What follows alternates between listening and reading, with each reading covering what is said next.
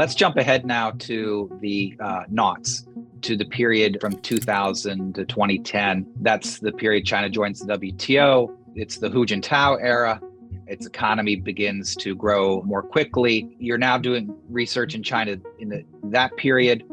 How's it evolved from the 1990s? This is the height of the relationship academically. My students from Stanford, my students that I worked with in University of California, they did their PhD work with me. They were learning during the 90s. And it's a decade of collaboration, close collaboration. They're pulling me into their work, pulling the top government officials from the Ministry of Agriculture, from the Ministry of Forestry. We start a 100-village survey with the Chinese Academy of Sciences, with the Ministry of Science and Technology.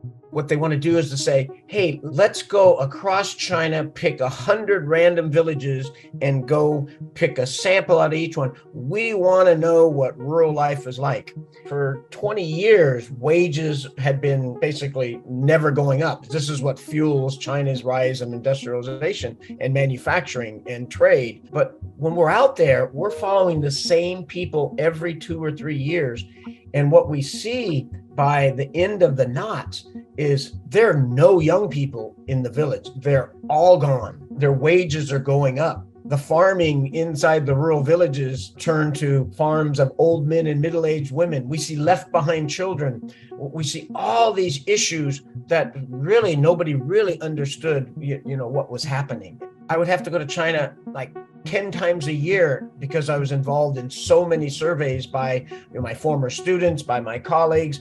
There was visiting scholars. And so it was this time of superb collaboration. And you see our number of papers just take off. But the other thing that happened was that the basis, the findings of our paper, a little like big data China, we would turn into policy briefs and send them straight to the premier's office. And Wen Jiabao, the premier, would read ours. The vice premiers would have engage us in conversations. I won a friendship award. This is an award given to foreigners who have done a lot of work. Well, I've been in the field for 30 years, but Wen Jiabao, the premier of China, when he gave me that award, said, I've been to 870 counties, Professor Rozelle.